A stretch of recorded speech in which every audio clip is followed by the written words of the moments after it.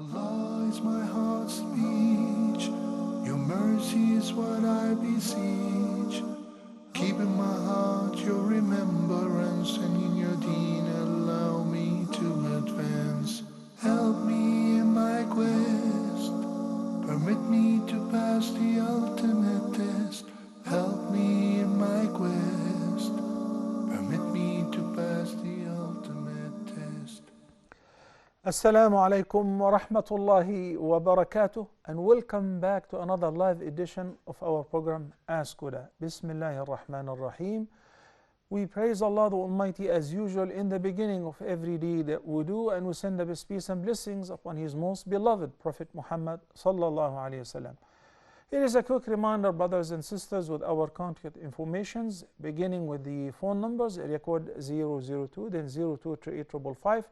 131, alternatively area code 002, then 010054693323, and two WhatsApp numbers, area code 00134780625. And also live on my page, that is M Salah Official, and another page on the Facebook, Ask a Muslim Facebook page. So brothers and sisters, the first question we have from your questions is from Fahima Fazal. Sister Fahima says, I would like to know if it is halal or haram. I helped a family member to pay off his loan. The bank that I went to deposit the money for his loan requested that I pay off the small interest so I could deposit the money for the loan. I was quite hesitant as I didn't want to engage in interest, and since I was only helping someone for the sake of Allah, I was compelled to do so in order to do the transaction. I'm really worried now, thinking if my act towards my brother was accepted. If I'm asked to pay interest or to be involved in any part of paying interest in order to solve somebody else's problem, I shouldn't be doing that. Rather, I should give the money as a loan if you're giving the money as a goodly loan to the family member or a friend in order to settle his debt. Say, here is the money, and this is, if it is a goodly loan, then you need to pay me 6 months later, a year later, the same exact amount. And let them handle their situation. But for you to deposit some money in the bank and also having to pay interest or collect interest, that is not permissible. So the easiest way and the shortest cut is to give that person the money and to take a document that if the money that you're paying off in his state is kind of loan, that you're giving him a loan to settle his interest-based loan. But if it is a gift, alhamdulillah, you don't have to have any written documents. Why am I saying written documents? Because most of the problems arise as a result of, well, I trusted him, I trusted her, we trusted each other, so I gave him 10 grands, and I said, inshallah, you pay me. He said, yes, inshallah, but he did not fulfill what Allah stated in the longest ayah in the Quran, which is ayatul dayn. إِذَا تَدَايَنْتُمْ بِدَيْنٍ إِلَى أَجَلٍ مُسَمًّى فَاكْتُبُوهُ. Two main conditions, which is number one, al-ajal al-musamma. Well, I'm giving you 10 grands, but when are you going to pay back? Inshallah, one day. That doesn't work. That is not acceptable. We have to set a date, a timeline. You say, inshallah, within 6 months, within a year, and I'm going to pay you the first quarter that much, second quarter that much, or on a monthly basis. Okay? So this way we know what is going on. But to leave it to the chances, I can assure you most likely you will not see your money back. The second is faktubu. It's got to be written. We have a written document. It's best to have shuhud, witnesses. I lent this amount of money to my friend, to my brother, to my relative, and he said he will pay off that money later, 6 months later, a year later, 2 years later. If it is a gift, alhamdulillah, you don't have to worry about writing anything. Barakallahu fiki, Sister Fatima Fazal. Assalamu alaikum wa rahmatullah. Could you raise your voice, please? Sister Layla from Germany. Assalamu alaikum. Well, unfortunately, I cannot hear Hello? anything. Go ahead, go ahead. Hello, Assalamu alaikum, Sheikh. Wa alaikum salam wa rahmatullahi wa barakatuh. Sister Lalia, go ahead. My question is regarding the timing of Salah. We are living in Germany, and the adhan for is around 9:30 or so, and the adhan for Asia is my husband and I have two different apps, and it has two different adhan. His is around 10:30 and mine is around 11:30, and the Fajr is around 3 o'clock in the a.m. And I don't know which one should we follow, and a friend said that we can pray in this the earlier adhan. So please advise us which adhan should we follow, and what is the correct timing between the Maghrib and the Isha prayer. Okay. Jazakallah khair. Thank you, Sister Layla from Germany. Well, I normally like to refer such questions to the local Muslim authorities. If you have a Muslim league or a league of imams or Muslim leaders, such as in the USA, they have ISNA, they have ICNA, they have ISGH, which decides such matters, and also with regards to Ramadan and the Eid and all of that. They announce that to the entire community. It's hard to imagine that within the same community you have two different timings, and the difference between them is an hour. And for Isha, if Isha says 10:30 and 9:30 is Maghrib, that makes sense. So it's acceptable for people to pray 10:30, then go to sleep because they have to get up early morning for work. But it's hard to imagine that there is a time difference between two actual adhans for Isha, which is an hour. If you say that this is concerning Asr, I would say that happens because according to Hanafi madhab, the time is when the shadow of an object becomes twice the length of the object itself. So yes, if you're following Hanafi madhab. But for Maghrib and Isha, I won't be able to honestly advise you and say follow the first time or the second time, because I'm not familiar with the accurate time in Germany. But hopefully, inshallah, I'll do some research and I'll be able to give you an answer. Yet, the best answer is what comes from the religious authorities in your local community. Barakallahu fikum. Which I will do. I will contact some of them, inshallah, in Frankfurt, and I will find out for you.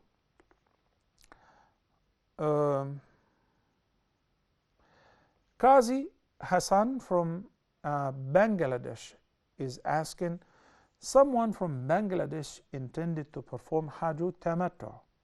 So they performed Umrah first, then that is before Hajj. Then they went to Medina. So again, they will be returning to Mecca. Should they perform Umrah again? And I believe this is a very interesting question, where we see a lot of people in Al-Masjid Al-Nabawi in the next few weeks. They will be asking this question. They said, I came and I performed Umrah. So we came to Medina and we'll be going back to Mecca, inshallah. What do you advise? Do we have to put the ihram on at the miqat and go back to Mecca and make another Umrah? Or can we just enter Mecca in our regular clothes without the commitment of ihram? Then on the 8th day of the month of Dhul Hijjah, we make the new ihram for Hajj. Obviously, when the question is asked, you feel like you're kind of puzzled. Why? Because most of the questions which people ask forever, not for the past decade or 2 or 3, forever. The typical question is, can I perform more than one Umrah? Can I perform 3, 4, and 5 Umrahs? Okay, now you have a chance to perfectly, officially perform another Umrah. But the question is, can I skip performing the Umrah? Can I just enter Mecca without Ihram? So the answer is, number one, if you go to Medina after performing Umrah and you spend a few days, then you will be returning back to Mecca for Hajj, and your return to Mecca is a few days before Hajj, take advantage of that and make an intention of performing Umrah from the miqat of the people of Medina, which is Abiyar Ali or Dhul Hulayfa, so that you enter Mecca with Ihram and you perform another Umrah for yourself or for another. But provided that person should be either permanently impaired, disabled, cannot travel, or the person is a dead person. Then inshallah on the 8th day you assume a new intention for Ihram for Hajj. I have read, not heard that personally from Sheikh Ibn Uthaymeen, may Allah have mercy on his soul. He said that if you come to Mecca and you perform Umrah and you go to Medina with the intention of visiting the Masjid and the grave of the Prophet ﷺ and then returning back to Mecca for Hajj, you're not required or you don't have to assume a new intention. You can just enter Mecca with your clothes, regular clothes, and then inshallah on the 8th day of the month of Dhul Hijjah you assume a new intention for Ihram for Hajj. I have read that written and it is attributed to him. But as I said, the safest thing, and obviously it's much more privileged, is to make a new Ihram, a new Umrah, and not to enter Mecca without assuming an intention of Ihram. This time will be for Umrah, otherwise for Hajj, and you wait in Ihram until you perform Hajj. Assalamu alaikum wa rahmatullahi wa barakatuh. Tanzil from Germany, Assalamu alaikum. Wa alaikum assalam wa rahmatullahi wa barakatuh, Sheikh. How are you? Alhamdulillah, thank you for asking. Brother Tanzil, Hello? go ahead. Alhamdulillah. So yes, so I have a question. Actually, I asked you this maybe 1 year ago, and the question was solved.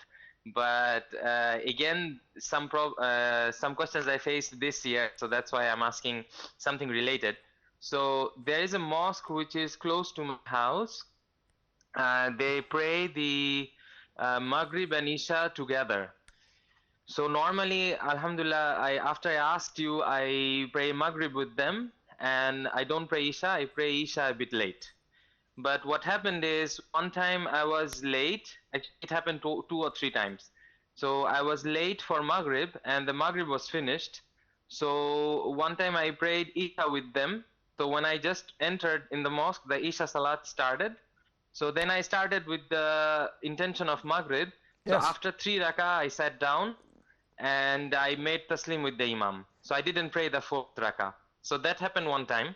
And other time what happened is, when I entered, the Isha Salah was already after the 1st rakah. So the 1st rakah was finished. So the last 3rd rakah was remaining for the Isha Salah. But so because I was thinking, okay, Maghrib is 3 rakah. So I prayed the last 3 rakah and I did the taslim with the Imam. So I'm confused, like what I did in the second time, like after starting the Isha and I catched up after the 1st rakah. Was that okay to do, or what should I do in case? So this is the question. Okay, got your question? And both practices are correct. What you did in both cases was absolutely correct and valid. Assalamu alaikum. Hakim from the USA. Right, Salam Sheikh, how are you? Alhamdulillah, and thank you for asking, brother Hakim. Go ahead, please. Sheikh, so I have a brother who died in the womb after 5 months, and this was years ago. But out of ignorance, we didn't pray janaza on him.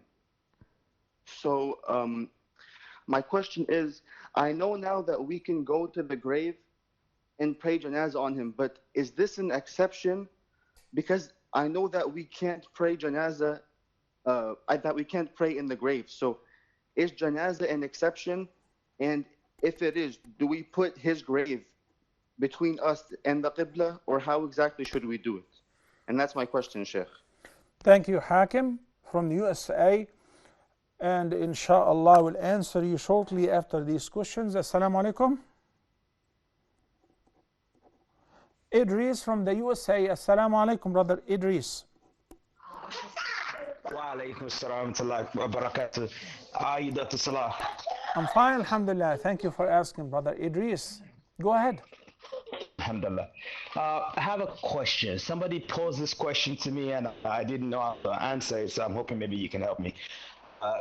In the Quran, it does talk about Allah subhanahu wa ta'ala deciding to create human, and the angels asking, why would you create a creature that that would be disobedient, something like that. Someone was asking me.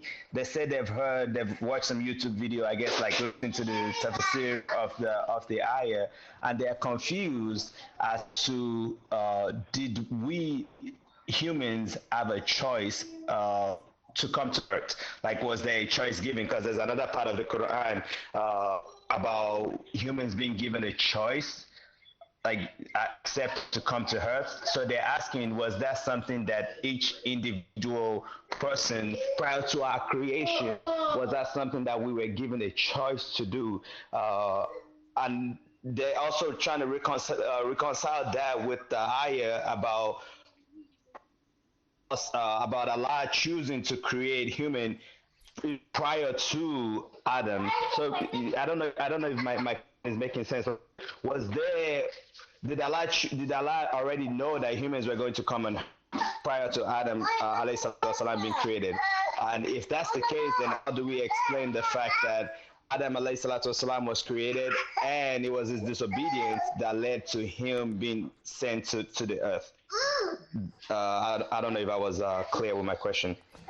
Okay, Idris, thank you for asking the question. Hakim and Tanzil, just allow me to address Idris' question quickly before yours. You know, sometimes when I allow myself to watch nonsense, to watch something, not necessarily you think it's haram. We know that you don't watch drama, you don't watch action movies, you don't watch series, you don't listen to music. But on the other hand, you're spending some time you're listening to people who are confusing you. That is even worse, especially the youth.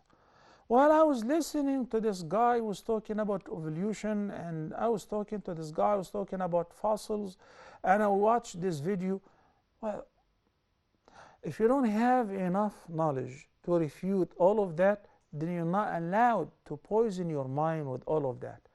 The Quran is very simple in explaining what happened. For Adam, he was the very first human being. There was no human beings.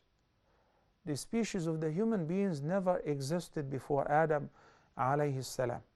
So Allah subhanahu wa ta'ala tells us that He has created Adam from dirt, mud, dirt and water, clay, then He created the jinn from smokeless flame, and He created the angels from nur. Different origin for each creation, the malaika, the angels, al-jinn, and the human beings. In the long hadith of Shafa'ah, all human beings from the very first to the very last, when we all stand in this very lengthy day, which is 50,000 years of our time, and then people will start begging anyone to intercede. All of them will be directed and will go to Adam. And what would they say? Ya Adam, anta Abul Bashar. Oh Adam, you are the father of humanity. You're the very first human being. Allah has created you, fashioned you, and shaped you out of with His own hands, and breathed the soul into you by Himself. So go and intercede. All human beings recognize Adam alayhi salam as the very first human being. There was no human beings before Adam. And neither angels, nor jinn, nor human beings were given the option to come to existence or not to come to existence whatsoever. That is Allah's decree. The choice, the free choice, was given not only to the angels or to the jinn or to the human beings, but to the creatures, which we call them those lifeless objects, to the rest of galaxies, to the sun, to the moon, to the earth, to the heavens, to the mountains. Check out the ayah by the end of Surah Al-Ahzab. إنا عرضنا الأمانة على السماوات والأرض والجبال فأبين أن يحملنها وأشفقن منها وحملها الإنسان إنه كان ظلوما جهولا. Allah says we gave the choice to as-samawat, the heavens, al-ard, the earth, al-jibal, the mountains, and they all denied, they all refused. They said, no, no, no. What is this amana? Would you guys like to have the free choice to worship or not to worship, to believe or to disbelieve, or you just want to be, obedient servants to God with no choice, and accordingly there is no reward nor punishment, nor Jannah nor Nar. فَأَبَيْنَ أَن يَحْمِلْنَهَا وَأَشْفَقْنَ مِنْهَا. They all refused. They denied access. No, no, no. Would rather worship without choice. So those who accepted the choice, the human beings and the jinn, or the only creation who have the free choice, and the free choice is limited. That's why I don't call it the free will. I call it the free choice. Free will, which means I have the freedom to come or not to come to the dunya, to be male or female, and to take my life whenever I want to. No, we don't have that. Do you? Were anyone of you given a choice with regards to their gender? And did anyone ask you whether you come to this life or not? No, we were not asked. Similarly, the angels.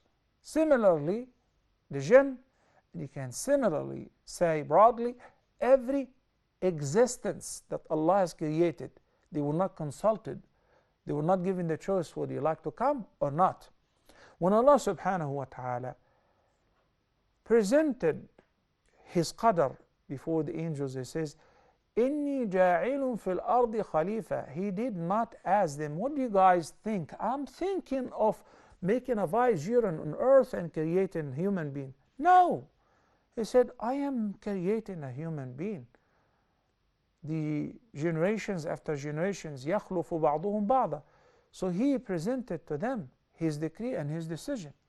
And when they asked, they said, أَتَجْعَلُ فِيهَا مَنْ يُفْسِدُ فِيهَا وَيَسْفِكُ الدِّمَاءَ وَنَحْنُ نُسَبِّحُ بِحَمْدِكَ وَنُقَدِّسُ لَكَ. Before human beings were created, there were the jinn, and were given the same free choice. And they were as corrupt, or even more. So that's why the angel said, are you going to create some people who will be like the jinn, troublemakers, cause mischief on earth, and and shed blood? So Allah subhanahu wa ta'ala says, I know what you know not. Then they shut up. They didn't say a word. No remarks, no comments. Look at the ayah. قَالَ إِنِّي أَعْلَمُ مَا لَا تَعْلَمُونَ. End of quote. They did not have another say. So no one was given the choice or even consulted whether they wanted to come to this life or not. That was not mentioned anywhere. And the fact of the matter that we do not recall, nor do we know of any creation, let's say human being. We do not know of any person who was consulted or asked or given the choice whether you like to come here or not. Hakim from the USA, Brother Hakim, said that we did not pray the janaza for somebody whom we buried, and then months later we recognize that we did this out of ignorance. I hope you guys remember to wash his body as well, because it's a wajib, it's a must to wash the body of the deceased, of the Muslim, and to offer the funeral prayer. And if you guys did not know, the whole Muslim community is blameworthy and have committed a big sin. Every person, they share that sin. That's why it is fardu kifaya. It is obligatory, but it's a communal duty. If some people did it, the rest are not to be blamed. But if no one did it, then everybody is blameworthy. Then what to do if the person is buried already? Can we go to the graveyard and offer the funeral prayer?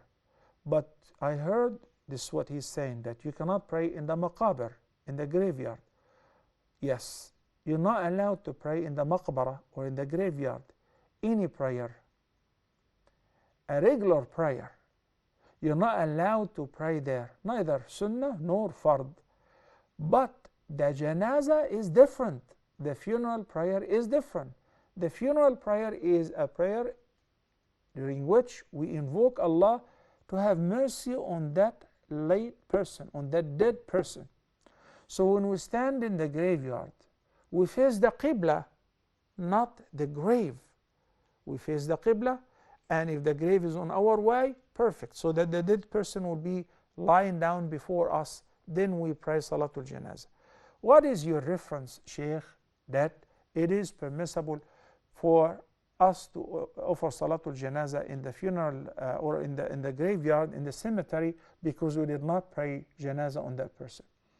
There was a woman who used to clean up the masjid at the time of the Prophet sallallahu alaihi wasallam. When she died and the companions buried her, the Prophet sallallahu alaihi wasallam asked, "What happened to this woman?" They said, "She died and we buried her." So the Prophet sallallahu alaihi wasallam was mad and said, "Halla adhantumuni, you should have told me. Why didn't you guys tell me? I wish I was there so that I could lead her funeral prayer." So the Prophet ﷺ did not waste any time. He took some of his companions and he said, "Dulluni ala qabriha, guide me to her grave." And he went to her grave and he led another funeral prayer there. You're facing the Qibla and you're making the funeral prayer for a beneficiary. The beneficiary is the dead person who needs your supplication and your dua. So Hakim, yes, you can do that inshallah, and do it as soon as possible. My dear viewers, we'll take a short break and inshallah we'll be back in a few minutes. Please stay tuned.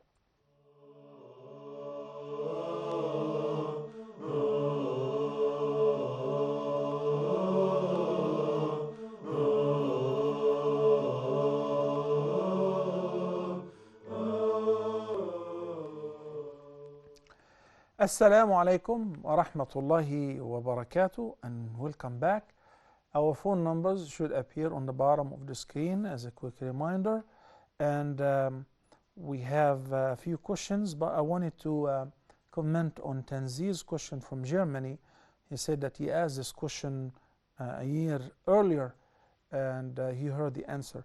Basically, he's asking if somebody entered the masjid and he wanted to join the Jama'ah for Isha, but he has not prayed Maghrib. The person must begin by praying Maghrib. But Maghrib is 3 rak'ahs only, and Isha is 4 rak'ahs. So what should he do if he joins the Jama'ah where the Imam will be praying 4 rak'ahs? You have one of two options, and both are correct, and he did both. To say Allahu Akbar with the Imam, and you pray 3 rak'ahs, and on the 3rd rak'ah you sit, you recite your tashahhud, then you make taslim while the Imam is in his 4th rak'ah. And by the way, you can still, after making taslim on the 3rd rak'ah, you stand up to join the Imam in the 4th rak'ah, but with an intention of praying Isha. The second option is if the Imam has already prayed 1 or 2 or 3 rak'ahs, so you just join the Imam in the Jama'ah congregation in the remaining number of rak'ahs until you pray only 3 rak'ahs and you make taslim. For any prayer, you're not allowed to pray an extra rak'ah deliberately. That will invalidate the prayers. Abdul is really in need for some help. He's saying that I have an issue that is bothering me. My father spoon feeds me. He takes me to work and he asks me what I'm going to and what I'm going to do. Even he wants to know how my work manager is. I never leave the house without telling him where I'm going exactly and why. He always gives me a left. I'm 24 and I'm too old for that. I wanted to move out. Lately it has been getting to my head and I don't want to disobey my parents. Please advise. Obviously you are the only son or maybe perhaps the only child to them. That's why he's giving you the extra care. It is not really wise to do that, but your decision of moving out and breaking their heart is such a terrible thing to think about it. You know, you would rather discuss this matter with them and say, I'm grown up, one day I will get married and I would have a family. I don't want to burden you. Thank you so much, but now I can depend on myself.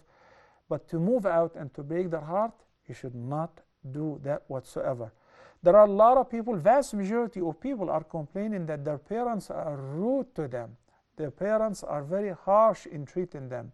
Their parents would not even spend money on them even though they have the means. So you're tested, but on the opposite, it's not really as bad as if the parents were harsh or rude. I wouldn't mind to have a parent like that. But if it is getting into you too much, you can just simply talk to your father, to your mother, or have maybe an uncle or somebody to approach them, to speak to them gently, that this is not really the best way, especially after you've grown up. But to move out, don't even, without letting them know, without consulting them, that will kill them. And that wouldn't be nice at all. May Allah guide us to what is best. Ashraf Ali is asking, I have a question regarding women watching men's sports. Some of my friends say that the Prophet ﷺ let Aisha radiallahu anha with him watch men playing. So is it allowed for men to watch, for women to watch men's sports on TV, or to go with mahram to stadium? And what about men and women lowering their gaze? There is a tremendous difference between what the Prophet ﷺ did with Aisha. People are dressed up properly and in the masjid doing some exhibition or show. And what you're talking about in most sports, where from an Islamic perspective there's something called awrah, and the awrah must be covered. The awrah for a man is between the navel to the knees. And this is what every man must cover. And does it mean that a person should just walk not wearing anything on his chest in the street and that is okay? That is not okay, of course. But there is something called awrah, and there is something called modesty. So a woman is sitting and watching this man in the gym, or a man is watching a woman exercising in the gym, and that is stimulating sexual thoughts in their mind. Absolutely haram, no doubt in that. Men who wear short shorts showing their thighs, neither men nor women can look at that. It's not only women, that is haram. Okay? But other sports, canoeing, mountain climbing, or anything where people are dressed up modestly, skiing, that's okay. You can watch such things. Horseback riding, all of that is fine. Karate, martial arts, all of that is okay for men and women to watch. We also say that in case of if a person sees something that it can cause some bad thoughts in his mind, then even if you're looking at a person who is dressed up properly, lower your gaze, because the wisdom behind all of that is to keep you modest, is not to stimulate the evil thoughts in your mind, which Ibn al-Qayyim said in this regard, that ادفع الفكرة فإن لم تفعلها. If you do not repel the evil thought, it becomes خاطرة فادفعها فإن لم تفعل صارت عزما or عزيمة. Repel those evil thoughts, because if you don't resist them, don't say I'm just thinking, I'm just daydreaming, or I'm watching, because eventually those thoughts may turn into actions after you become so determined that you want to do this. So it actually began as a simple thought, but this thought or this idea, this bad thinking, turned into bad practice eventually, because he did not resent it from the beginning. May Allah guide us to what is best. Fatima Bukar Biri, Sister Fatima, is asking, is it obligatory or sunnah to say the iqamah before starting an obligatory prayer? For women, she is neither required to call adhan nor iqamah, whether she is praying by herself or in congregation. For men, calling adhan in a community is a wajib, and if one adhan is called, is sufficient. And calling iqamah for each jama'ah or for a person who is offering the fard prayer by himself is mandatory. But if the person did not do it out of forgetfulness, there is no blame upon them. What if they did not do it deliberately? They are blameworthy, but that would not affect the validity of their prayer because there is something outside the salah. So again, in brief, women don't have to worry about neither adhan nor iqamah. Men, in the whole community, we need at least one adhan. So if one adhan is called, that is sufficient. If we have different musallas, different jama'as, if people are going out and they're camping somewhere, call adhan and iqamah. Even if it is qada, yani in the case of the Prophet sallallahu alaihi wasallam, oversleeping with the rest of the companions as they were traveling, and they only woke up with the sunrise, after sunrise. The sun rays shining on their faces woke them up. So the Prophet ﷺ heard the companions were getting confused. What are we going to do now? We missed the Fajr prayer and it's already past sunrise. He said, calm down, calm down. Then he ordered the adhan to be called. Then they prayed sunnah, the 2 rakahs before Fajr, even though it was past sunrise.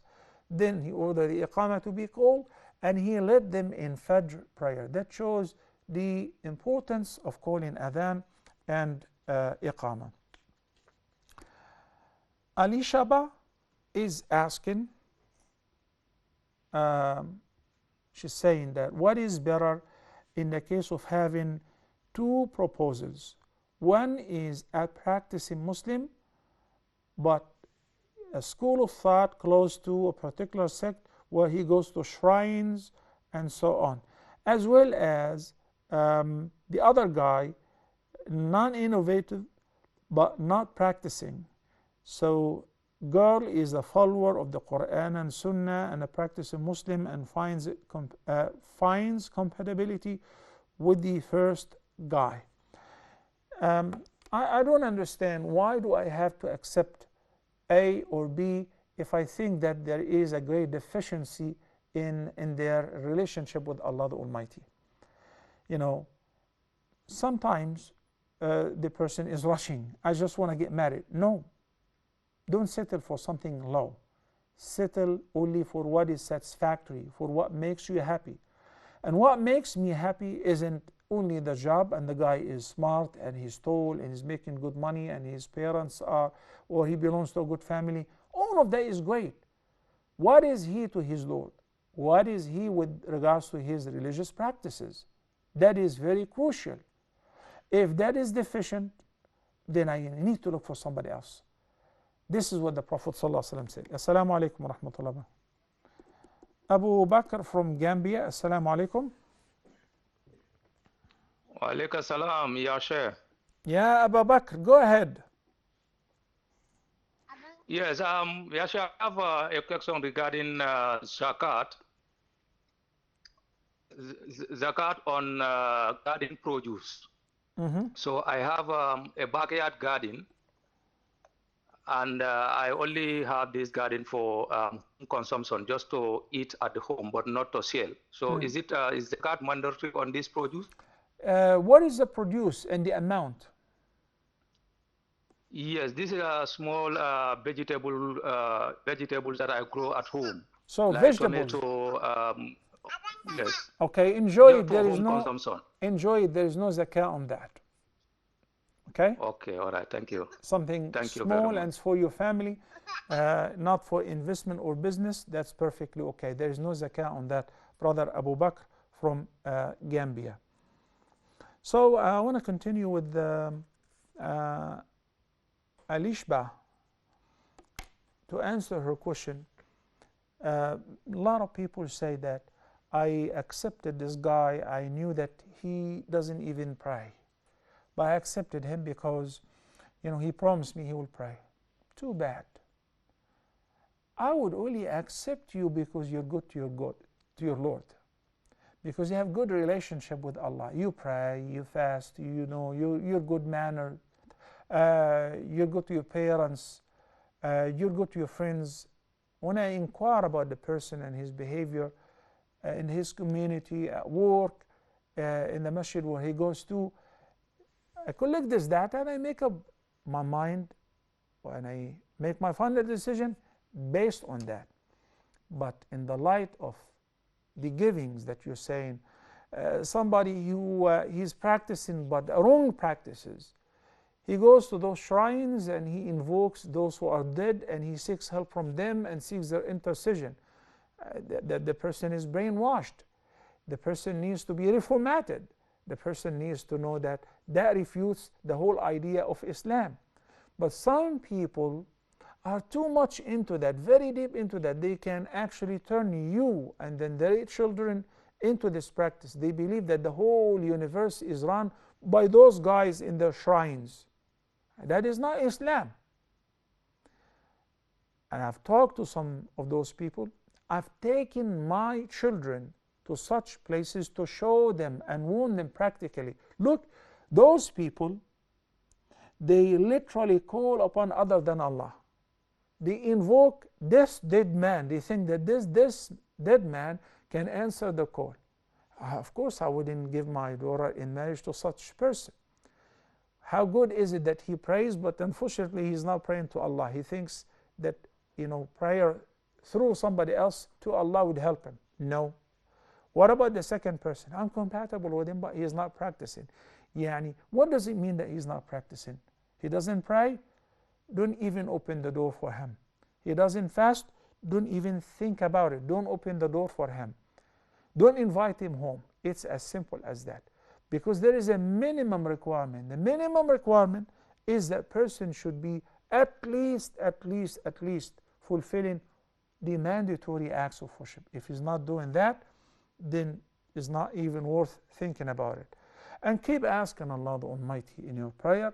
ربنا هب لنا من أزواجنا وذرياتنا قرة أعين وجعلنا للمتقين إماما is such a beautiful supplication through which Allah may bless you with a good husband and a goodly offspring. Last question from Rihana Quraishi. Can someone do adhkar while he is naked taking a sun bath because he doesn't want to waste that time?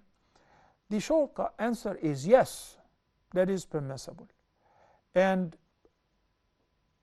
a detailed answer that the Prophet ﷺ said in the sound hadith, which is narrated by Bahz ibn Hakim, احفظ عورتك إلا من زوجتك أو ما ملكت يمينك. One is not supposed to show his or her aura to anyone else other than their spouses. Even if you're taking a sun bath or getting a tan. On the rooftop of your building, no one is seeing you, it is okay. But on the beach or in a sauna where foreigners, people who are not related to you, are assisting you in this regard, this is absolutely haram. Okay? So if you're sitting in a bathtub where this is just the shower area, can I keep myself busy with saying subhanallah or astaghfirullah, or I talk on the phone where I say some words of Allah's names? That is permissible. Obviously now if I want to make dhikr, the proper etiquette of making dhikr to be in a state of tahara, but to face the qibla. But if this is all recommended, it is not required, it is not mandatory though. Because Allah subhanahu wa ta'ala admire those who do the following: يَذْكُرُونَ اللَّهَ قِيَامًا وَقُعُودًا وَعَلَى جُنُوبِهِمْ. They remember Allah and they celebrate His praise in every condition, standing, sitting, and reclining, on their backs, in every position. So what matters most, brothers and sisters, is the matter of the awrah, to cover up your awrah, except from your spouse. Even before your children, you should cover up your awrah. We've come to the end of today's edition of Ask Huda. Until next week, inshallah, I leave you all in the care of Allah. أقول قولي هذا وأستغفر الله لي ولكم وصلى الله على سيدنا محمد وعلى آله وصحبه وسلم والسلام عليكم ورحمة الله وبركاته. Allah is my heart's speech. Your mercy is what I beseech. Keep in my heart your remembrance, and in your deen allow me to advance. Help me in my quest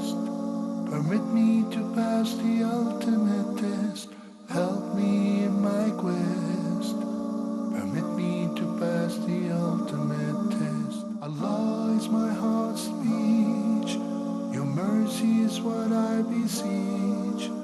Keep in my heart your remembrance and